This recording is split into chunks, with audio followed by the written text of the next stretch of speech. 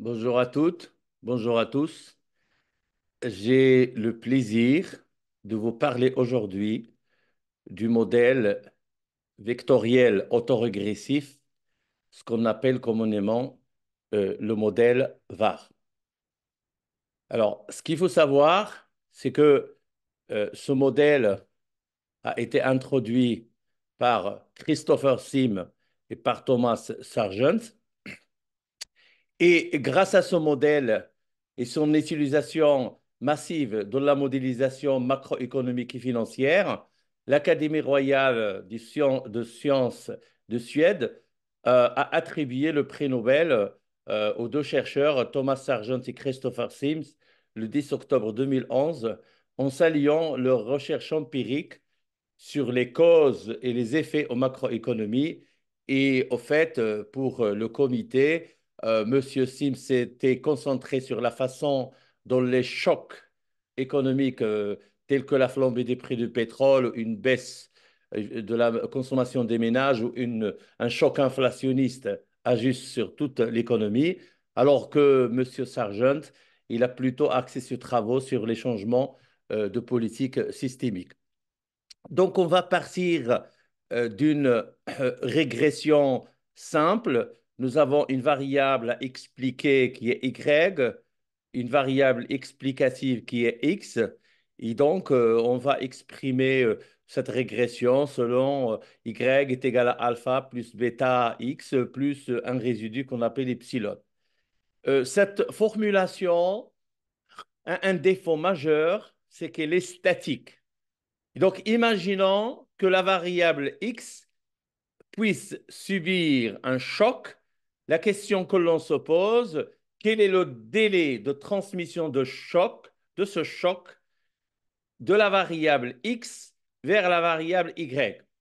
Par conséquent, pour échapper au problème d'être statique, il faut intégrer la notion de retard dans la réponse de la variable y à un choc suivi par l'autre variable xt. Et donc, le modèle VAR s'assigne comme objectif la prise en compte de la dynamique pouvant exister entre la relation entre deux variables ou entre plusieurs variables.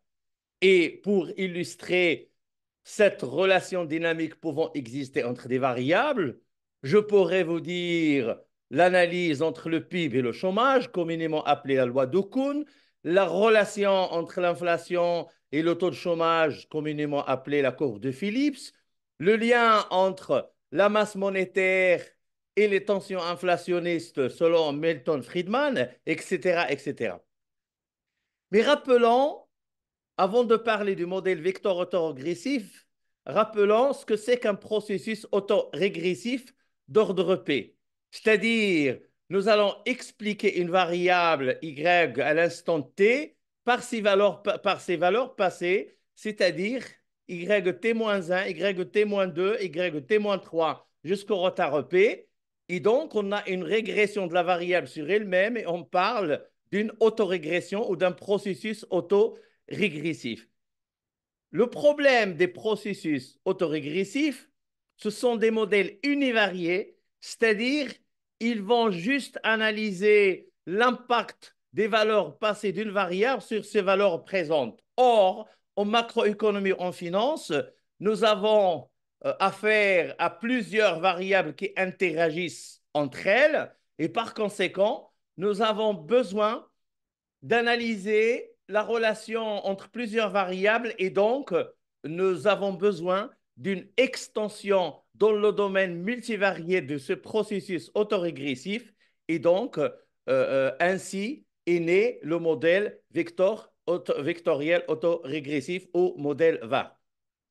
Et donc, ces modèles VAR, qui sont des modèles multivariés, permettent, un, de mesurer les impacts d'un choc subi par une variable sur les autres variables du système, deux, d'identifier les mécanismes de transmission des chocs entre l'ensemble de ces variables et en plus le délai de ces transmissions, et enfin, de modéliser les relations de causalité dynamique pouvant exister entre les variables, le sens de ces causalités et leur temporalité, c'est-à-dire le délai. Exemple d'illustration, imaginons qu'on parle d'une causalité allant d'une variable x vers une variable yt. Donc là, nous avons l'existence de la relation, le sens et le délai qui est ici de 2 trimestres. Et donc, l'écriture d'un modèle VAR, d'un modèle vectoriel autorégressif est une écriture vectorielle qui va faire appel à ce qu'on appelle communément les matrices. Et donc là, ici, nous avons le vecteur de variables, c'est-à-dire on aura la variable x1, x2, x3, etc., qui nous intéresse dans notre analyse. Ici, nous avons le vecteur de ces variables retardées d'une période. Ici, le même vecteur de ces variables retardées de 2 périodes, t-2, jusqu'au retard P, qui est l'ordre du modèle VAR. Et donc, nous avons ici le A indice 0, ça va correspondre au vecteur des constantes.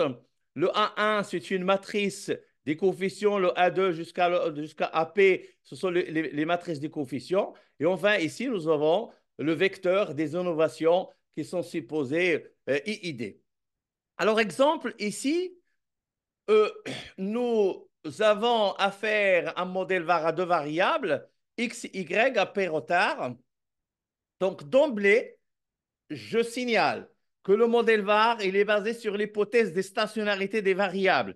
C'est pour cela que ici, si x, y sont des variables non stationnaires, on va immédiatement faire le filtre de différence première pour éliminer leur tendance stochastique ou leur racine unitaire, ce qui est communément admis sur les séries temporelles financières et majoritairement en macroéconomie. Et donc, en fait, ici, Y en variation, c'est-à-dire stationnaire, on va la régresser par rapport à ses valeurs passées et par rapport aux valeurs passées de la variable xt en différence. De même, ici, la variable xt en différence, on va la régresser par rapport à ses valeurs passées et par rapport à la valeur passée de la variable y en différence. Et naturellement, le nombre de retards à prendre dans ces régressions est un nombre de retards P qu'on va voir qu'il y a des méthodes pour sélectionner le retard optimal. Alors, prenons une étude de cas très simple. On va essayer d'estimer un modèle VAR sur 2 variables, l'indice de la bourse de Paris, le CAC 40, et l'indice de la bourse allemande, le DAX. On prend des données journalières de 1990 jusqu'au 2019. Et comme je viens de le dire, le modèle VAR ne pouvant être estimé que sur des variables stationnaires, on doit d'abord éliminer la tendance stochastique, c'est-à-dire la racine unitaire, en faisant appel à un filtre de différence première et naturellement, après avoir effectué une transformation logarithmique de ces variables. Et donc, en définitive, le modèle VAR va être estimé sur la base du CAC 40 et du DAX en différence première. Et donc, première étape, il faut sélectionner le nombre de retards. Et la sélection du nombre de retards se base sur l'utilisation d'un critère d'information. Et les critères d'information les plus communément utilisés sont le critère d'information d'Akaik et le critère d'information de Schwarz. Et donc ici, selon le critère de Schwarz, nous avons 3 retards. Et selon le critère d'Akaik, nous avons 8 retards. Selon le principe de parcimonie, nous allons sélectionner le nombre de retards 3. Et donc, nous allons estimer le modèle VAR avec un retard 3 sur la différence première du DAX et la différence première du CAC. Et on voit très bien que le DAX est régressé sur ces 3 valeurs passées, T-1, T-2, T-3, et sur les 3 valeurs passées du CAC, T-1, T-2, T-3, de même que le CAC en différence et régresser sur les variables passées du DAX à un retard 3 et ses propres variables passées à un retard 3. Et donc ici, on voit que là, c'est les coefficients. La première ligne, c'est les coefficients. Entre parenthèses, c'est l'écart type. Et entre crochets, c'est le testat. Et naturellement, comme on travaille avec un risque de première espèce 5%, la valeur critique est toujours 1,96. Donc, on observe très bien ici que les retards du DAX allemand sont significativement, ont des coefficients qui sont significativement différents de zéro parce que respectivement, nous avons un testat de 4,49, de moins 3,02, en valeur absolue, ça donne 3,02. Et ici, moins 2,48, ça donne 2,48 en valeur absolue. Ils sont tous supérieurs à 1,96.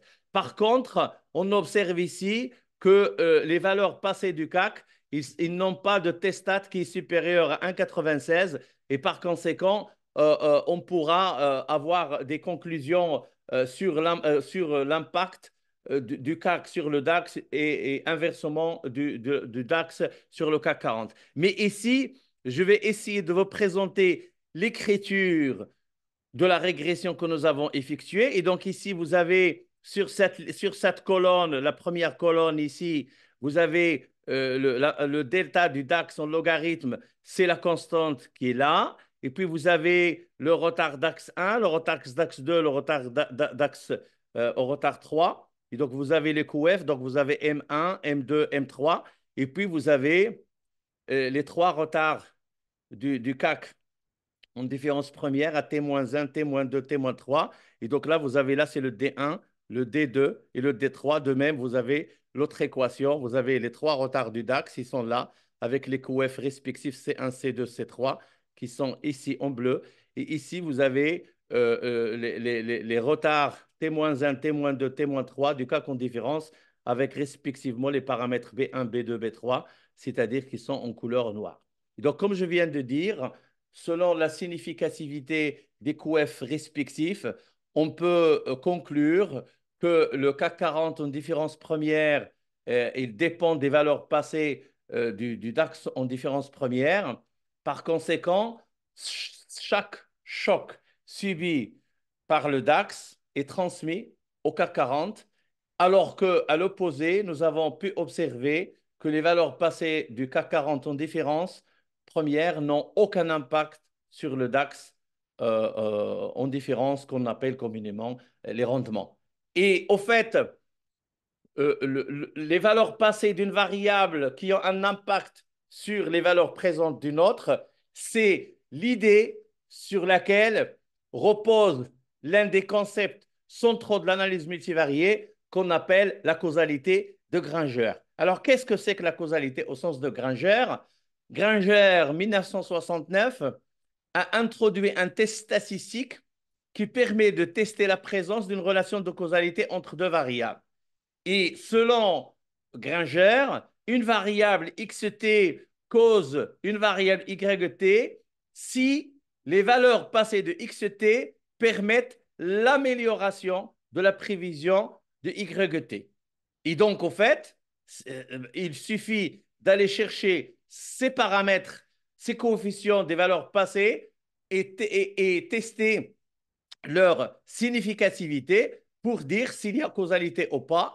Et donc, d'abord, on estime un modèle VAR et après, on va tester la significativité de ces paramètres. Par conséquent, le modèle VAR est estimé sur deux variables avec P retard. Et donc ici, le point de départ, comme c'est un modèle VAR, c'est que les deux séries temporelles en question doivent être stationnaires. Et donc, qu'est-ce que ça veut dire la causalité? Ça veut dire tout simplement Y va causer XT si et seulement si et seulement si l'hypothèse de la nullité de ce coefficient est rejetée. Ça veut dire que ces QF, s'ils sont significativement différents de zéro, il y a existence de causalité. De même, ici, XT va causer YT si la nullité de ce coefficient D indice G est rejetée. Et donc, naturellement, pour effectuer ces tests, nous faisons appel à un test de Fisher. Et donc ici, quelle est la règle de décision? Alors ici, nous avons sélectionné le nombre de retards sur le modèle VAR, on l'avait précédemment. Et là, vous avez la première hypothèse, c'est que le DAX en différence ne cause pas, au sens de Granger, le CAC en différence. Et donc la probabilité correspondante, c'est 5 10 puissance moins 8, c'est 0,00000. Donc c'est largement inférieur à 0, à 0,5. Et donc si la p-value est inférieure à 0,5, l'hypothèse nulle est rejetée. Et si l'hypothèse nulle est rejetée, ça veut dire la non-causalité est rejetée, c'est-à-dire qu'il y a existence de causalité. Par contre, ici, lorsqu'on va évaluer la probabilité correspondante à l'hypothèse nulle selon laquelle le CAC 40 en différence ne cause pas le DAX en différence, on voit bien que 0,17 est supérieur à 0,05 et donc dans ce cas, l'hypothèse nulle est acceptée, c'est-à-dire il y a absence de causalité. Et donc ici, on peut très bien conclure qu'il y a bien existence d'une causalité et que le sens de cette causalité, il va du DAX vers le CAC 40 naturellement selon notre échantillon de données et selon la fréquence des données qui est des données journalières. Alors, une extension du modèle VAR de la causalité de Granger, c'est ce qu'on appelle les fonctions de réponse impulsionnelle.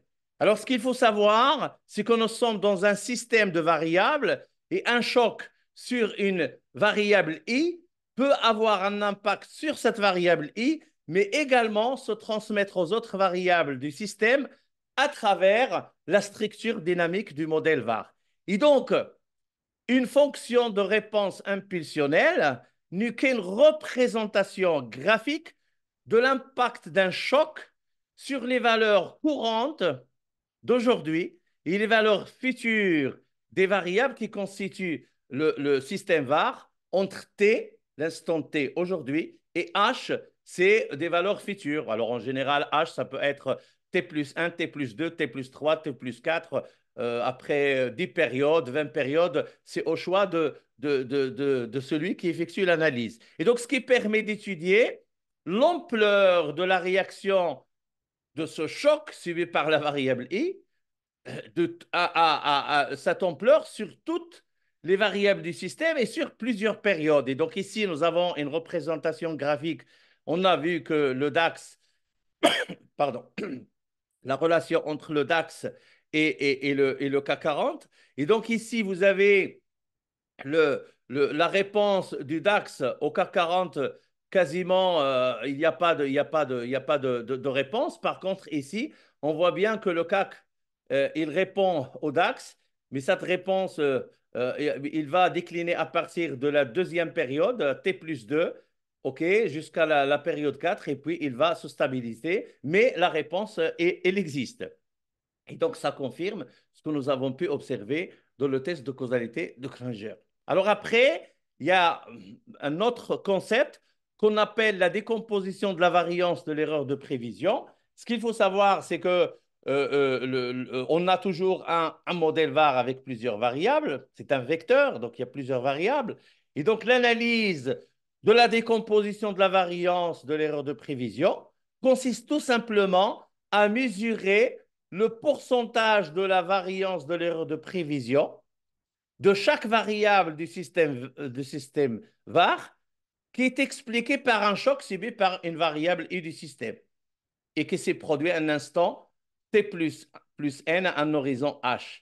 Et donc, au fait, il y a une variable qui va subir un choc, une autre variable a une variance de l'erreur de prévision qui peut être expliquée par ce choc. Et donc, ce pourcentage va nous indiquer l'ampleur de l'impact s'il en existe un. Et donc, ce qui permet de révéler laquelle des variables ayant subi le choc contribue le plus à la variance de l'erreur de prévision des autres variables. Et donc ici, par exemple, si je prends notre exemple, je vais faire la décomposition de la variance du DAX. On voit très bien qu'on a pris 10 périodes. Et donc le DAX à la période 1, il explique 100% euh, la variance de sa propre erreur. Et à la fin de la 10 périodes après, c'est que 99,93. Et ici, le CAC, il explique quasiment 0,006. Et donc, on peut dire que la variance de l'erreur de prévision du DAX en différence première est expliquée à 99,93 par ses propres innovations. Et le CAC 40, vraiment, le rôle, l'impact est quasi nul. Par contre, si on veut parler de la décomposition de la variance du CAC, ben on voit très bien que le CAC n'explique que 26% de sa propre variance d'erreur de prévision, alors que le DAX en explique 73%, et ça dès la période 1. Et donc, on peut dire que la variance de l'erreur de prévision du CAC en différence est due à 26% à ses propres innovations et à 73,79% à celle du DAX. Et donc, on peut conclure qu'un choc sur le DAX a plus d'impact sur le CAC 40, ok, a plus d'impact que l'impact d'un choc du CAC 40 sur le DAX. Et donc, ça confirme encore une fois le résultat de la causalité de Granger. Et donc, en fait, ici, sur le plan graphique, on voit très bien que le DAX, la variance de l'erreur du DAX est expliquée par ses propres innovations, alors que la variance de l'erreur du CAC est expliquée à hauteur de 73% par le DAX. Et donc, pour conclure, je dirais que à partir, à partir à partir de l'estimation du modèle VAR à deux variables entre le CAC et le DAX en différence première à trois retards, on peut conclure, un, il y a existence d'une causalité au sens de Granger qui va du DAX vers le CAC 40. Cette relation de causalité a été confirmée par la fonction de réponse impulsionnelle et la variance de l'erreur de prévision. Je vous remercie de votre attention et je vous dis à bientôt.